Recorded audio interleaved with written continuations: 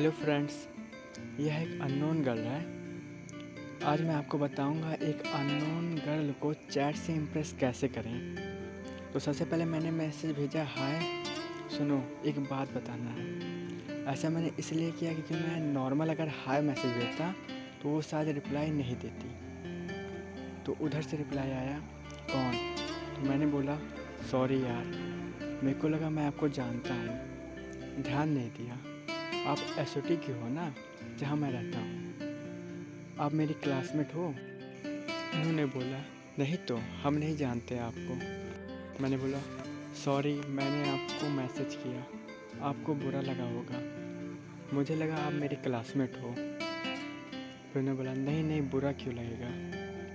फिर उन्होंने बोला इट्स ओके।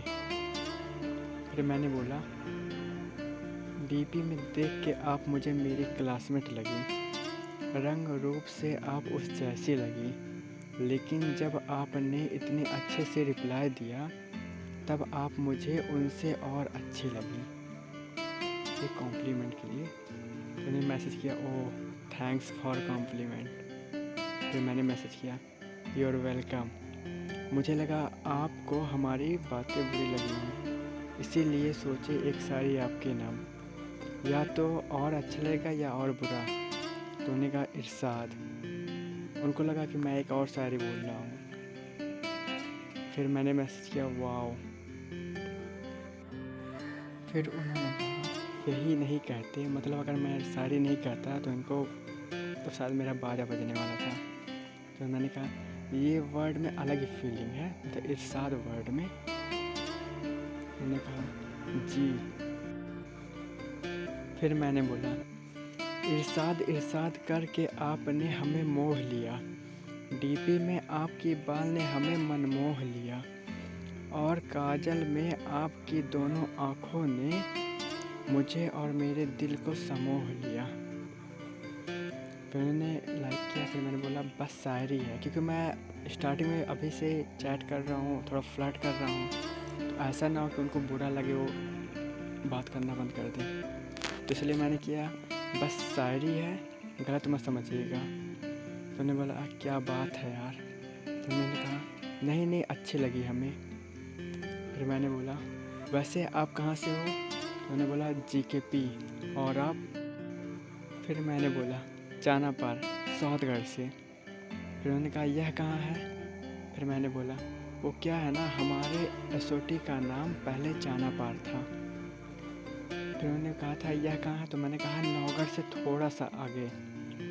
फिर उन्होंने कहा अब यह कहाँ है? तो फिर मैंने कहा सिद्धार्थ नगर। फिर मैंने कहा कि अब ये मत पूछिएगा कि यह कहाँ है। तो उन्होंने वही मैसेज किया, यह भी नहीं पता कहाँ है। तो फिर मैंने हंसने वाला इमोजी भेजा। फिर उन्होंने कहा ठीक है, नहीं पूछेंगे। फिर मैंने कहा हम जहाँ रहते हैं वहाँ से हम दोनों का चांद दिखता है आसमान में। फिर उन्होंने हंसने वाला इमोजी भेजा। फिर मैंने भेजा अच्छा वो मैं जानता हूँ जीकेपी, नहीं तो आप मुझे कैसे बताती। फिर उन्होंने हंसने वाला इमोजी भेजा। फिर मैंने भेजा अब हमसे कोई पूछा सिद्धार्थ नगर कहाँ है, हम बोलेंगे जीकेपी से सीधा आगे आइए, एकदम सीधा, फिर ब्रिज से यू टर्न, फिर सीधा, कभी ना कभी आ ही जाएगा। फिर उन्होंने मैसेज किया अरे यार, फिर तो अगर वो एकदम सीधा आ गया तो घर में घुस जाएगा किसी न किसी के। फिर मैंने हंसने वाला इमोजी भेजा। फिर उन्होंने कहा क्या करते हो आप? तो फिर मैंने बोला पहले वाले पे रिप्लाई दिया, तब आशीर्वाद लिए बिना बाहर नहीं आ पाएगा। फिर उन्होंने भी हंसने वाला इमोजी भेजा। उन्होंने पूछा था क्या करते हो आप? तो मैंने बोला बीएससी प्लस जॉब। तो उन्होंने कहा ओह जॉब में क्या? तो फिर मैंने बोला बीएससी फाइनल ईयर और नहर विभाग में अकाउंटेंट। तो उन्होंने कहा वाओ, हम अभी 12th में हैं। तो फिर मैंने बोला गुड, मैं जब 12th में था एग्ज़ाम दे के पास हुआ था, आप प्रमोट ना हो जाओ। उन्होंने कहा नहीं यार, ना बोलो ऐसे, हमें एग्ज़ाम देना है, वैसे एग्ज़ाम होगा? तो मैंने बोला हाँ होगा। मैंने बोला हाँ ये भी ठीक है। उन्होंने कहा हाँ। फिर मैंने बोला वैसे मार्क को इतना वैल्यू? तो उन्होंने कहा बहुत लोग चाह रहे हैं एग्ज़ाम ना हो, लेकिन बहुत लोग यह भी चाह रहे हैं कि एग्ज़ाम हो जाए। तो मैंने कहा नॉलेज को देना चाहिए, मतलब मार्क को इम्पोर्टेंट ना देके नॉलेज को देना चाहिए। उन्होंने कहा आज के टाइम में दोनों देखा जाता है। फिर मैंने बोला आप पढ़िए अच्छे से, वो आप पे डिपेंड है। उन्होंने कहा जी।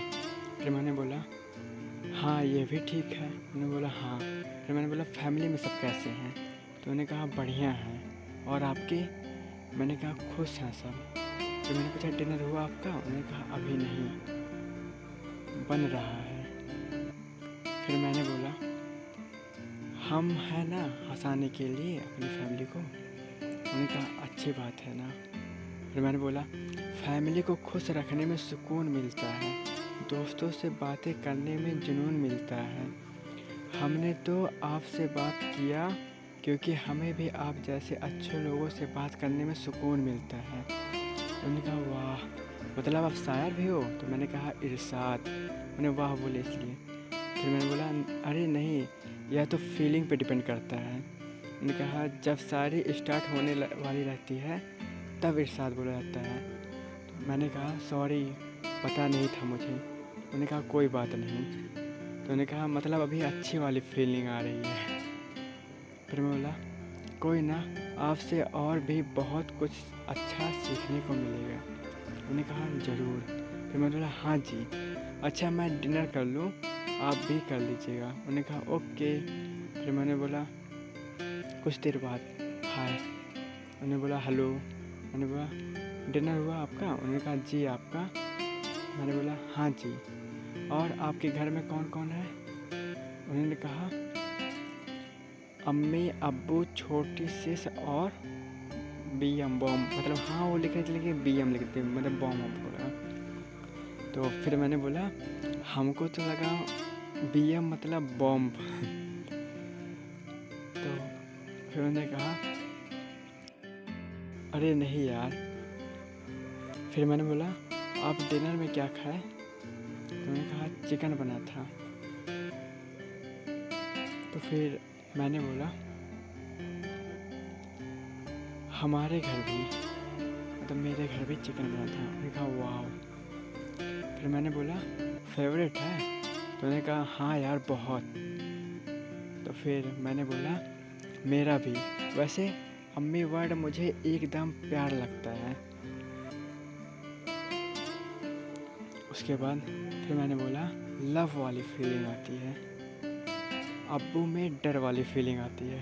तो उन्होंने कहा हाँ ऐसे हमें भी लगता है। तो मैंने बोला हाँ यार सच में, कुछ लोग बस अब्बू बोलते हैं तो इसमें डर होता है, और जहाँ अब्बू जान होता है वहाँ नहीं। अब जैसे एक वीडियो देखा था, उसमें डिफरेंस बिटवीन बाप वर्सेस पापा, मतलब ये मैं अपने हिसाब से बताया हूँ थोड़ा। तो इसमें उन्होंने कहा अच्छा यार यहाँ नेटवर्क प्रॉब्लम है, मैसेज जा नहीं रहा है। फिर मैंने बोला कि कुछ पापा होते हैं कि प्यार से बात हंसी मजाक वो पापा होते हैं, और बाप हंसेंगे नहीं तो औलाद पैसे मांग लेगा। एकदम हमेशा करेक्टर में रहते हैं, कभी हंसेंगे नहीं, गब्बर बने रहेंगे, वो बाप होते हैं। थोड़ा हंसाने के लिए मैंने ऐसा कुछ बोला। तो फिर उन्होंने बोला गब्बर सही कहे यार, और सबसे ख़तरनाक वो होते हैं जो दोनों करेक्टर में रहते हैं। बेचारे बच्चे को पता ही नहीं होता यह बोले कि ना बोले, पैसा मांगे या ना मांगे। ये भी होता है, सही बात है। फिर मैंने बोला यह होता था मेरे साथ, क्योंकि मेरे ना तो पापा वाले करेक्टर में रहते हैं और ना ही बापू वाले करेक्टर में रहते हैं। वो भी कंफ्यूज, मैं भी कंफ्यूज। अरे यार हम कंफ्यूज हो रहे हैं, हंसे या तुम्हारे लिए दुखी हुए। फिर मैंने हंसने वाला इमोजी भेजा। फिर मैंने कहा सच में मैं छोटा था तब। इसके बाद फिर मैंने बोला अपने पापा का मूड देखता था। अगर मुंह में गुटखा डाल लिए तब जाके पैसा मांगता था। फिर उन्होंने बोला अच्छा। फिर मैंने बोला ताकि डर तो पाएंगे नहीं और आँख दिखाएंगे तो पट्टे से निकल लो बाहर। ऐसा मैं सच में करता था अपने बचपन में। उन्होंने कहा अरे वाह तुम्हारे पास दिमाग भी है, सॉरी आपके पास। फिर मैंने बोला अरे तुम बोल सकती हो। हाँ बचपन से ही है, पर मैंने कभी घमंड नहीं किया। उन्होंने कहा ठीक, करना भी नहीं चाहिए। फिर मैंने बोला जी।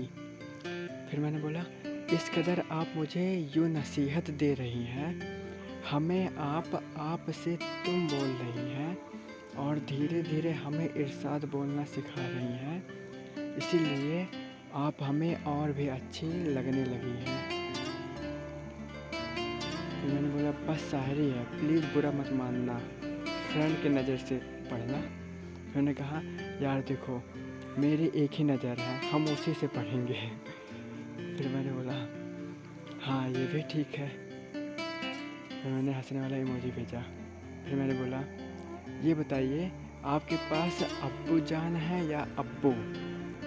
तो फिर उन्होंने बोला मेरे पास सब हैं। फिर मैंने बोला अच्छी बात है, ओके कल बात करते हैं, गुड नाइट। फिर उन्होंने बोला ओके गुड नाइट।